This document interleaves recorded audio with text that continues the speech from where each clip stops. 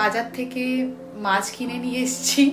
মা খুব মোরলা মাছের ঝালটা ভালো বানায় টমেটো দিয়ে, তো সেটাই আজকে ট্রাই করব ভেবে এনেছি। আমি আর বোন আছি দমদম বাড়িতে। তো মোরলা মাছটা এখন আমাকে পুরোপুরি ছাড়াতে হবে, মানে ক্লিন করতে হবে, এটা ভেবে আমার কষ্ট হচ্ছে। কালকে আমাদের অনেক ব্রাইড আছে, তো বোন এখানে নেই। বোন আজকে আইবুড়ো ভাতের অ্যাসাইনমেন্টে আছে। তো দেখা যাক কীরকম রান্না করি, তোমাদের সাথে শেয়ার করব। এই ভাতটা চাপিয়ে দিলাম। ভাত একা মুদিখানা সবজি বাজার সব করে আনলাম, আর মাছটাও নিয়ে এসেছি দেখতেই পাচ্ছ। আর আজকে একটা নতুন কড়াই কিনেছি, কারণ আমার এখানে কড়াইটা একদম ঠিকঠাক ছিল না। তো দেখা যাক এই কড়াইটা আবার ঠিকঠাক হয় কিনা। দেখতেই পাচ্ছ ভাতও উতলে গেছে।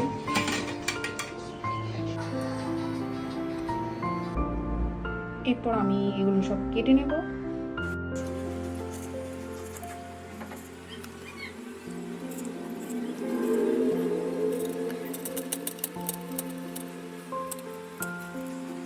নতুন কড়াইটা একটু মাজা ধোয়া করে নিয়েছি, আমি বসিয়ে দিলাম।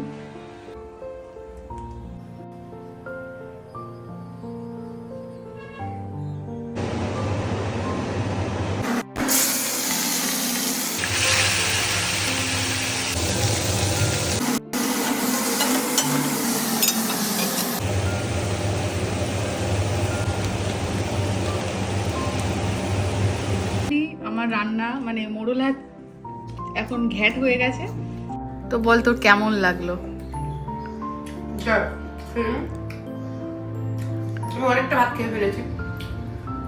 বাড়িতে তো কাজে গেছিলাম, কাজ থেকে ফিরে এসে দেখছি যে দিদি এরকম রান্না করে রেখেছে, যেটা আমার জন্য খুবই সারপ্রাইজ, কারণ দিদি এগুলো একটু কমই করে। বাট স্মেলটা ভালো বেরোচ্ছিল, তাও একটু ডাউট ছিল কেমন হবে না হবে।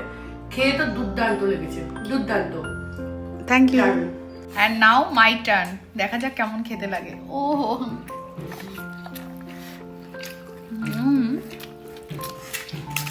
নট ব্যাড, মায়ের মতো অত ভালো করতে পারিনি, বাট স্টিল ভালো হয়েছে।